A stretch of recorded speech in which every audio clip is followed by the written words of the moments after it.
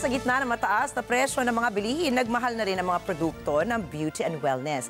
Pero good news po dahil isang kumpanya ang pinatunayang pwede magkaroon ng produktong dekalidad, epektibo at the best, abot kaya pa ang presyo. Kung anong kumpanya ito, alamin sa report ni Mark De La Rosa.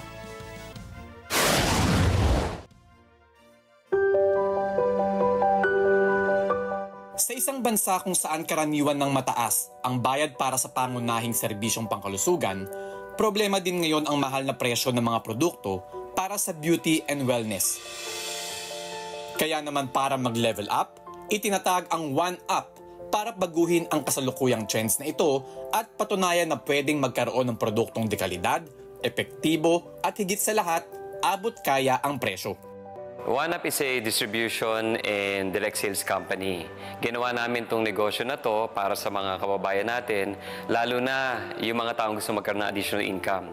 What we're doing is we're creating products na pwedeng i-resell o i-distribute ng mga kababayan natin. Naniniwala ang kanilang grupo na hindi kailangang mahal ang presyo ng produkto para maging world-class ang quality nito. Ang aming skincare product lines ay parehong gawa ng mga ISO-certified companies dito sa Pilipinas, pati na rin sa ibang bansa mula sa Korea. Ang produkto ng One Up ay nagsisimula sa pampakinis, pampaganda ng balat, at mga health supplement products, wellness products. Bukod sa layuning makapagbigay ng mga dekalidad na produkto, hangarin din nila na maitaas ang antas ng kabuhayan ng ating mga kababayan. Naisip ko, kung eto magagawa ko tong One Up na para sa tao na sila naman ang pwedeng umasenso. Dito naisip ko, ba't natin hindi subukang i-distribute naman yung kayamanan sa mga kababayan natin nagpupursige magsimula sa buhay? At sa ibinigay na tiwala ng resellers, distributors at iba pang miyembro nito, unti-unti ay nakita ang paglago ng kumpanya. Kaya naman isang appreciation night ang ibinigay para kilalanin ang kanilang dedikasyon. Since we started One Up, meron na tayong halos magiging 5,000 distributors nationwide. Nakita ko yung mga tao na nagbibigay ng oras para pag-aralan at pagsipagan, nababago buhay nila. At sa loob lamang ng kalahating taon ngayong 2023, marami na ang umasenso sa negosyong ito. Nag-start po kami siguro mga few months ago na rin po this year.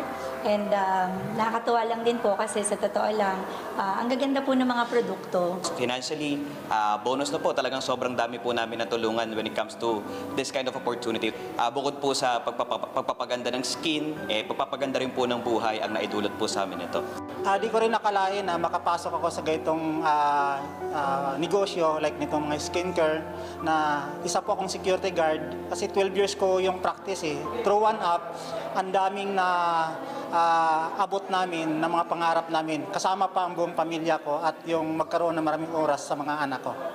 Tunay ngang ang tagumpay ng kanilang miyembro ay tagumpay ng buong negosyo. At ang pinakatagumpay na natanggap ng One Up ngayong taon ay nang kilalanin sila sa isang prestiyosong parangal.